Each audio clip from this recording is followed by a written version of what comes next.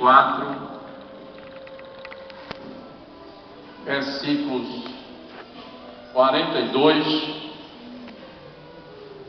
versículo 42, 43 e 44, e eu gostaria de contar aos irmãos, contar com a participação dos irmãos na leitura da palavra de Deus, à medida que nós vamos solicitando. Amém, irmãos? Amém.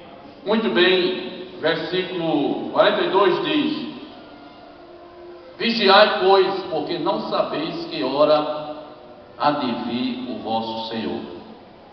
Mas considerai isto: se o pai de família soubesse a que vigília da noite havia de vir o ladrão, vigiaria e não deixaria minar a sua casa. Por isso, estai vós apercebidos também, porque o Filho do Homem há de vir a hora em que não penseis.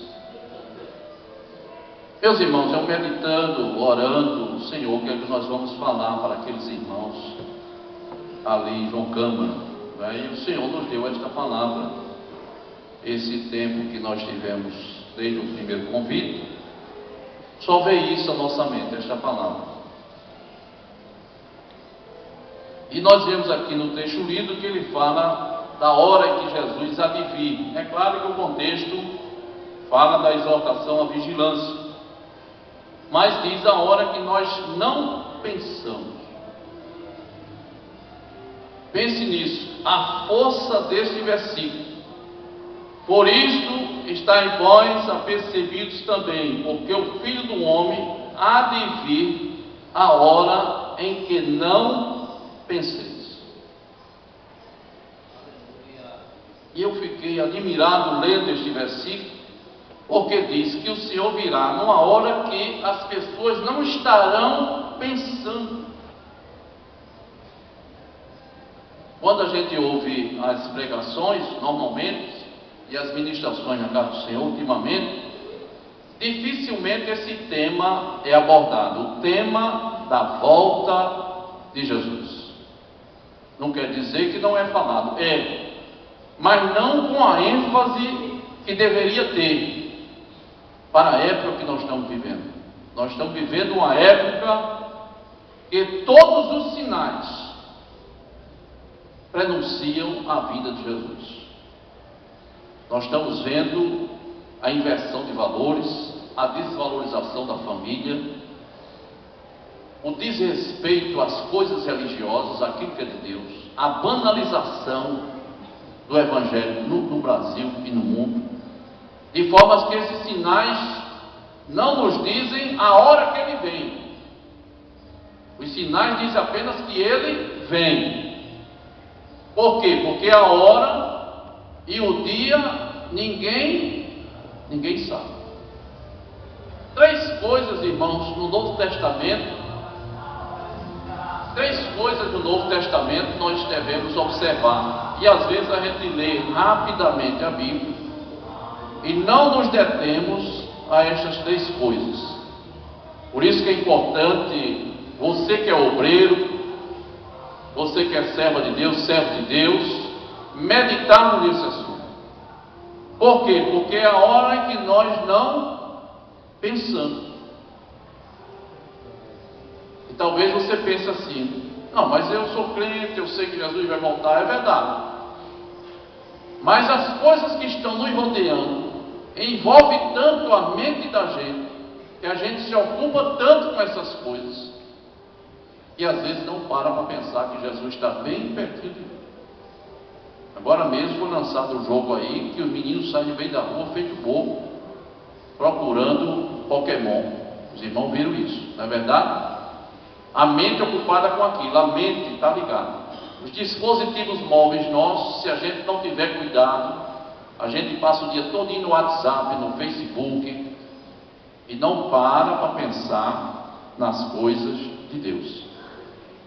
Certo? Ocupa a nossa mente com tanta coisa, em ganhar a vida, em estudar, etc, etc. Não que a gente não vá fazer isso, devemos fazer, mas sem esquecer que Jesus está às portas. Na carta aos Colossenses, capítulo 3, a Bíblia diz: se vós já ressuscitastes com Cristo, pensai nas coisas que são do alto, e não nas coisas que são da terra. Aí você vai dizer, pastor, mas eu vou viver alienado, só pensando nas coisas do céu? Não. Você tem que estar pensando nas coisas do céu e nas coisas da terra. Mas não pode pensar só nas coisas da terra, de jeito nenhum. Nem também só pensar nas coisas do céu. Por quê? Porque você está na terra. Então você tem suas obrigações, como pai de família, como esposa, como filho, etc. Mas não pode se descuidar e pensar que Jesus está às portas. Então essas três coisas nós devemos ver no Novo Testamento, que às vezes a gente passa rapidamente e não presta atenção. A primeira delas está em Mateus 24:36. Os irmãos podem abrir as suas Bíblias, Mateus 24:36. E eu peço que o irmão leia bem alto, por favor.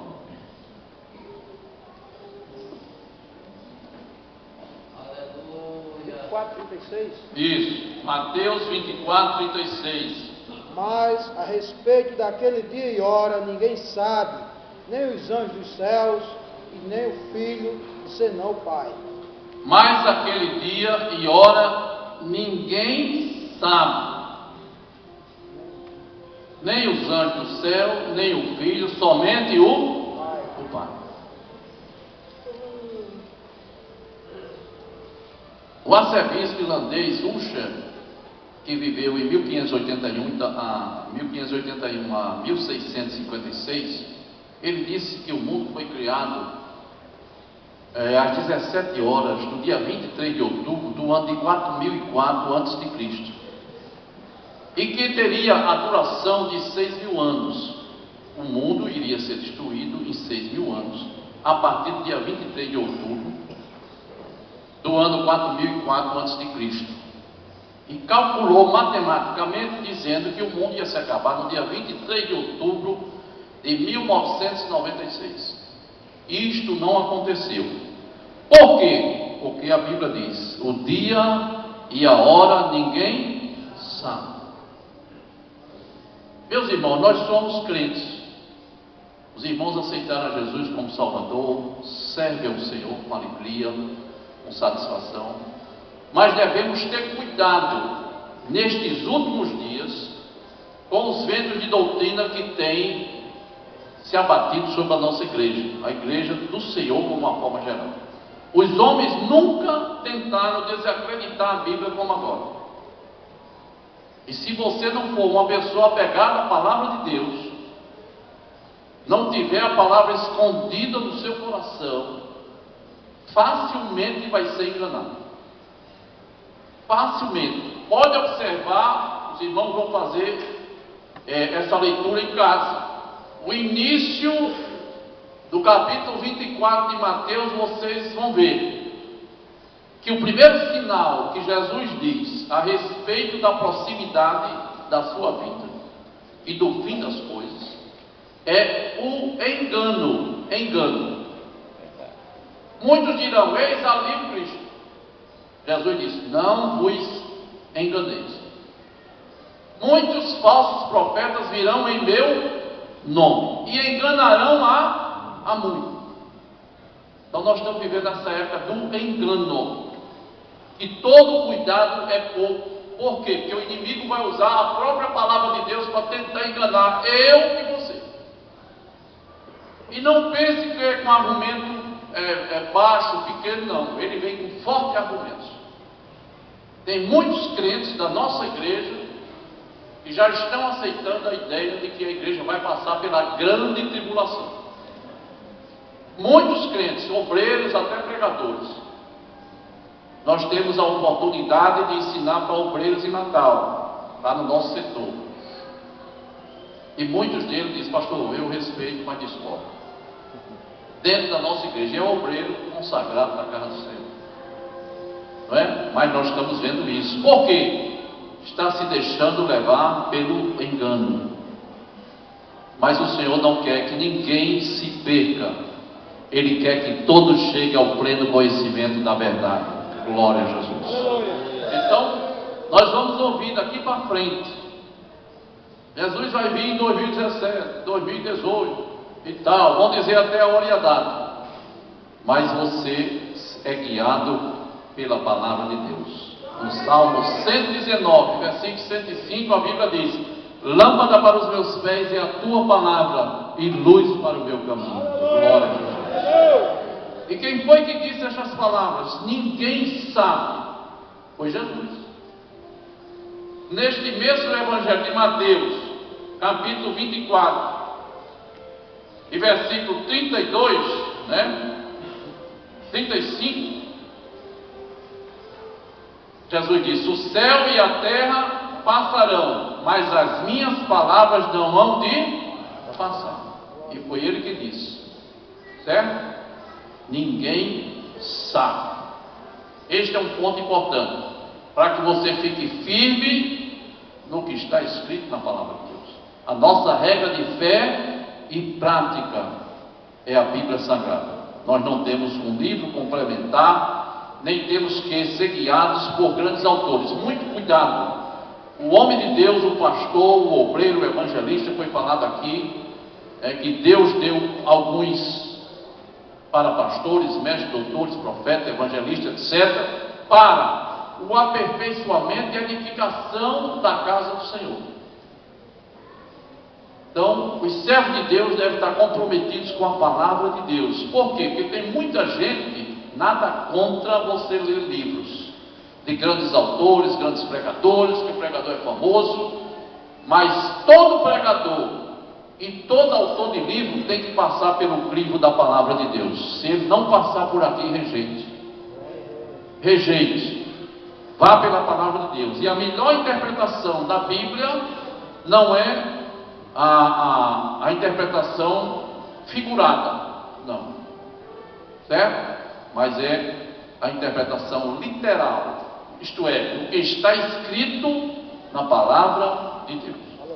Vá pelo que está escrito. Não, mas fulano disse, sim, problema dele, mas está escrito assim. Ninguém sabe. Ninguém sabe. Este é um ponto importante, porque muitas vezes alguém querendo mostrar intelectualidade, aí diz: eu já li o livro de fulano, já li tantos livros, minha biblioteca tem tanto e tal. E a Bíblia onde está? A Bíblia é a nossa bússola, é o nosso referencial. Nós não podemos nos afastar dela, de jeito nenhum. É a âncora da nossa alma, é a palavra de Deus. Devemos estar apegados a ela. Na carta aos Hebreus, no capítulo 2, a Bíblia nos recomenda que nunca devemos nos apartar daquilo que nós já temos ouvido e visto. Glória a Jesus. O segundo ponto, irmão, está em Mateus, está em 1 Tessalonicenses 5 e 4.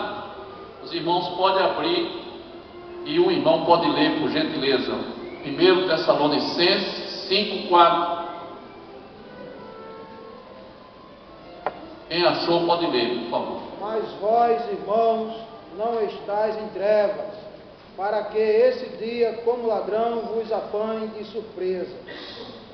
Mas vós, irmãos, não estáis em trevas, para que este dia não vos pegue como um ladrão de surpresa. Por que nós não estamos em trevas? Porque a luz do Evangelho já raiou no nosso coração. Nós já cremos na palavra. Glória a Deus. Quando você recebeu pela fé aquilo que você ouviu, você deu crédito, isso está guardado no seu coração. Você não está mais em treva para que alguém lhe pegue de surpresa. É por isso que o crente deve ler, meditar, como diz o salmista no Salmo 1. Bem-aventurado o varão que não anda segundo o conselho dos ímpios, não se detém no caminho dos pecadores, nem se assenta na roda dos escarnecedores. Antes tem o seu prazer na lei do Senhor, e nela medita de dia e de noite. Glória a Jesus. Veja a recomendação do salmista: medita de dia e de noite. Na carta aos Colossenses, capítulo 3, a Bíblia diz que nós devemos estar com a nossa mente ligada nas coisas que são do alto. E Paulo, escrevendo aos Romanos, no capítulo 12, versículo 1 e 2, ele diz: rogo-vos, pois, irmãos, pelas infinitas misericórdias de Deus, que apresenteis os vossos corpos em sacrifício vivo, santo e agradável a Deus, que é o vosso culto racional. E não vos conformeis com este século, mas transformai-vos pela renovação do vosso entendimento, para que experimenteis qual seja a boa, perfeita e agradável vontade de Deus. Aleluia! Glória a Jesus. A nossa mente deve estar encharcada com a palavra de Deus. Por isso, o obreiro, a palavra de Deus é para os obreiros nesta tarde e para os irmãos que vieram também, principalmente porque é a reunião de obreiro. Deus está falando ao coração de alguém aqui que você deve voltar-se mais para a palavra. Talvez você antes meditava mais, orava mais, buscava mais, estava mais na presença de Deus, e com o passar do tempo foi esfriando. Não deixou de ler, não deixou de orar, mas diminuiu a intensidade. Mas o Senhor quer que você retorne ao primeiro amor. Ele quer que você volte a meditar na sua palavra para ter um gozo na alma. Glória a Jesus. E não precisar de ninguém estar dizendo, dê glória a Deus, dê aleluia. Não, Senhor. O Espírito Santo que habita em nós testifica com o nosso Espírito que nós somos filhos de Deus. Glória a Jesus. A segunda coisa é que nós não devemos ser pegos de surpresa, porque nós já não estamos mais entregues. Você, como filho de Deus, já recebeu a palavra de Deus, já guardou esta palavra no coração, sabe o que vai acontecer, mas não basta saber, deve perseverar, continuar crendo, porque crer no original não significa crer somente uma vez, como alguém prega, uma vez salvo, para sempre salvo. Não, Senhor. A palavra crer no original significa continuar crendo.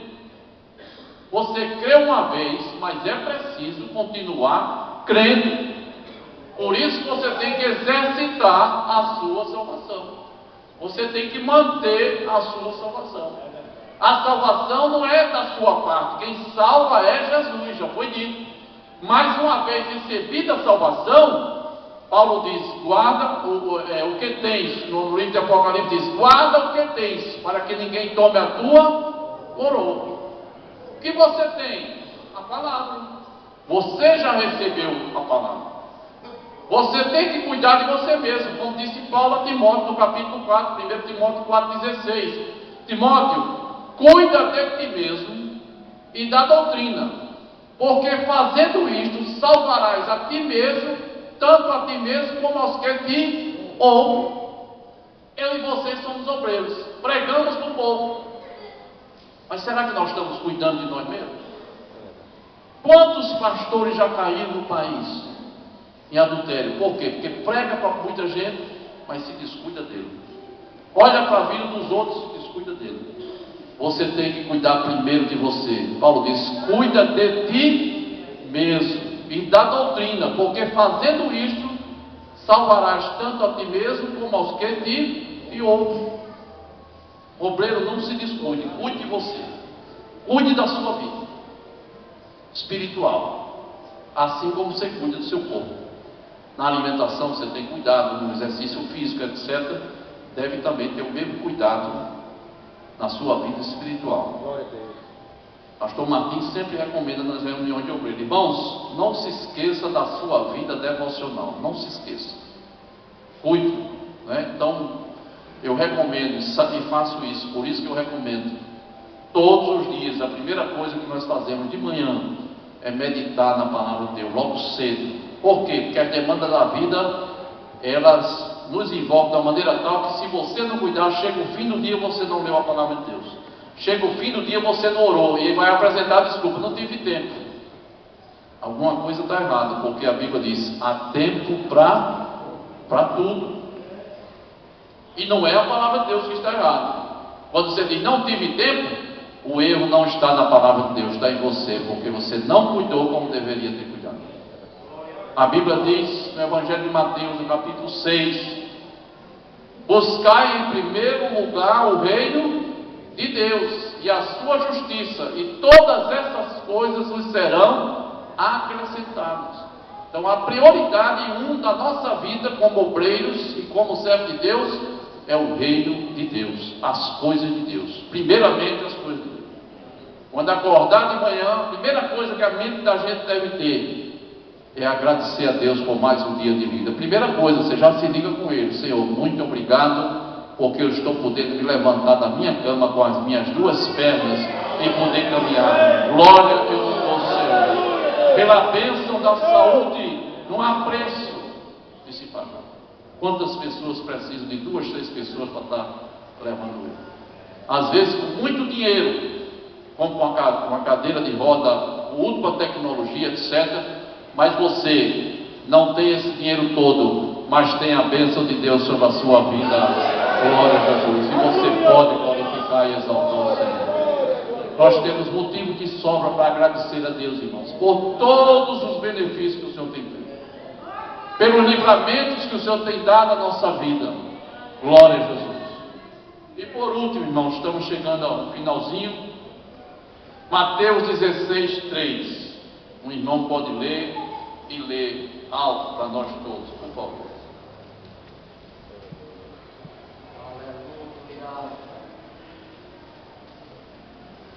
Quem achou pode ler, por gentileza. Pela manhã, hoje haverá tempestade, porque o céu está de um vermelho sombrio, e pode saber diferenciar a face do céu e não conhecer os sinais dos tempos. Nós vemos aí o versículo que foi lido, né? Isso. E pela manhã, hoje haverá tempestade, porque o céu está de um vermelho sombrio. Hipócrita, Jesus disse: sabeis diferenciar a face do céu e não conheceis os sinais dos tempos. Este é o terceiro sinal, a terceira grande coisa importante, é que eu e vocês, como os crentes, não devemos estar alienados do que acontece ao nosso redor. Esteja atento, esteja observando tudo o que se passa ao seu redor, tudo. O crente tem que estar ligado. Por isso que Jesus disse: orai e vigiai. Vigiai, porque vem a hora em que não cuideis. Em outra versão diz: em que não penseis. Então nós devemos estar atentos. O crente ele tem que ler a Bíblia, não somente a Bíblia, mas a todas as notícias que estão acontecendo ao nosso redor. Você deve estar sempre, na linguagem dos meninos aí, dos rapazes e moços, antenado, ligado, né, com o que se passa. Por quê? Porque os sinais, Jesus disse: vós não sabeis distinguir os sinais dos tempos? O tempo está mostrando aí, e Jesus adivinha. Não diz a hora nem o dia, mas os sinais que estão acontecendo mostram que ele virá. Mostra que ele virá. Uma das coisas que está na nossa mão, no nosso bolso, e é um sinal de que Jesus virá e está perto da vida dele, é o cartão de crédito. O dinheiro, papel, moeda que nós usamos hoje está com os dias contados, vai ser eliminado esse dinheiro que você pega, essa nota aí. Daqui uns dias será só o cartão de crédito. O Conselho Mundial das Igrejas já está formado e o Papa está reunindo todas as religiões em torno do ecumenismo para estabelecer a religião única do mundo. Nós vimos há poucos dias nos jornais do mundo inteiro vários pastores dos Estados Unidos, pastores evangélicos, que foram visitar o Papa e conversar com ele. Certo? Pastores fazendo isso. Nós estamos vendo a apostasia, a negação, que é um dos grandes sinais da vida de Jesus, do nome de Jesus na vida das pessoas. E a apostasia, ela se manifesta de duas maneiras: de forma velada, quando você diz: não quero mais saber de Jesus, não acredito em Deus. Isto é uma forma de você apostatar da fé. E vocês pensam que isso é difícil acontecer no nosso meio evangélico? Tem acontecido. Eu conheço um rapaz que ele era crente, dedicadíssimo na igreja. Mas um dia ele chegou para o pastor João Batista, saudosa memória, e disse: pastor, não quero mais ser crente, está aqui meu cartão de crédito, de membro. E o pastor disse: meu filho, por que você não quer? Ele disse: porque eu descobri que sou de uma família judaica e agora eu vou para o judaísmo. O pastor João Batista disse para ele: você tem certeza do que você está fazendo? Ele disse: tem, pastor. Você está sabendo que você está apostatando da fé? Ele disse: estou sabendo, sim, mas eu quero apostatar da fé. E para a desgraça daquele homem, ele era um rapaz carente, necessitado. Eu via várias vezes aquele garoto chorar pedir a Deus que abrisse uma porta de emprego, e Deus abriu uma porta grande de emprego para ele no INSS. Ele foi trabalhar no INSS ganhando muito bem. Mas depois que começou a ganhar bem, esqueceu-se de Jesus e deixou Jesus. E há poucos dias atrás eu avistei ele no meio da rua, olho de um cego de um olho e andando com a bengala na mão. Porque quem deixa Jesus começa a perder o sentido da vida. Mas eu e você recebemos Jesus para não deixar nunca Jesus sair da nossa vida. Glória a Jesus. Que Ele permaneça no nosso coração. Que nada venha nos tirar, nos separar dele. A gente canta o corinho: nada nos separa deste amor. Nada faz tirar Jesus de mim. E isso deve ser uma evidência na nossa vida. Aquele homem negou a Jesus com a própria boca. Mas existe outra forma de apostasia que está acontecendo naturalmente no meio do povo de Deus. É a apostasia moral. A apostasia moral é aquela que você não nega Jesus, diz que é crente, prega a palavra de Deus, canta bem, mas os seus atos, o seu testemunho envergonha o Evangelho. Você nega Jesus com as suas obras que envergonham o Evangelho. Portanto, ainda há tempo daquilo que procede desse jeito, se consertar com o Senhor e aprumar a sua vida, aguardando a esperança, bendita esperança da vida do nosso Senhor Jesus Cristo. Que Deus nos abençoe. Muito obrigado pela atenção. Aleluia!